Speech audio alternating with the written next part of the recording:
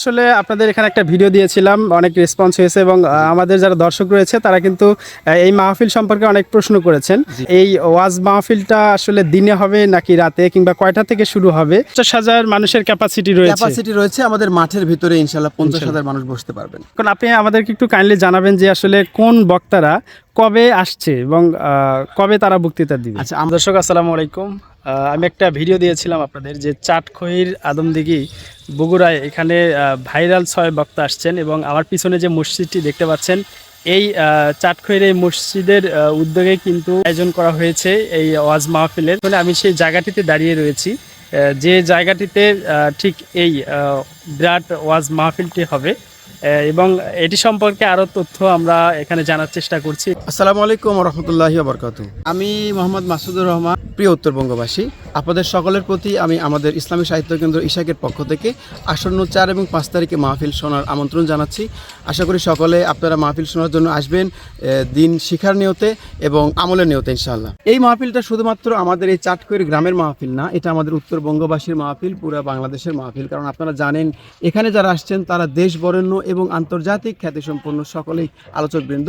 আমার পেছন সাইডটা বাইতুল হুদা জামে মসজিদ এবং এই জামে মসজিদের সামনে যে মাঠটা, এটা মূলত আমাদের চাটখইর সিদ্দিকা দাখিল মাদ্রাসার মাঠ। এই মাঠটাতেই মূলত আমাদের প্রোগ্রামটি অনুষ্ঠিত হবে ইনশাল্লাহ।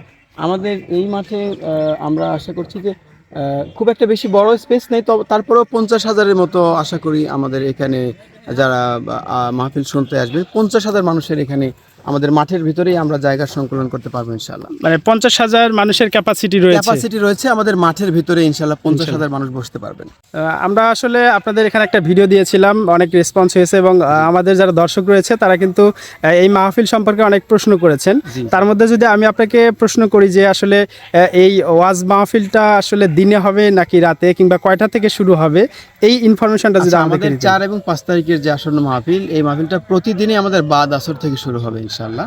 এখন আপনি আমাদেরকে একটু কাইন্ডলি জানাবেন যে আসলে কোন বক্তারা কবে আসছে এবং কবে তারা বক্তৃতা দিবে। আচ্ছা, আমাদের 4 তারিখে আলোচনা করবেন শেখ আব্দুল্লাহ বিন আব্দুর রাজ্জাক, মুফতি কারি শফিউল্লাহ এবং শেখ আব্দুল হাই মোহাম্মদ সাইফুল্লাহ হাফিজাহুল্লাহ।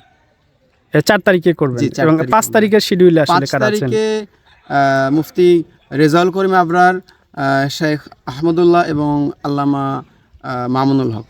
দর্শক, আপনাদের সুবিধার্থে লোকেশনটা জানিয়ে দিচ্ছি। আমি এখন দাঁড়িয়ে রয়েছি নওগাঁ বগুড়া হাইওয়ে রোডে।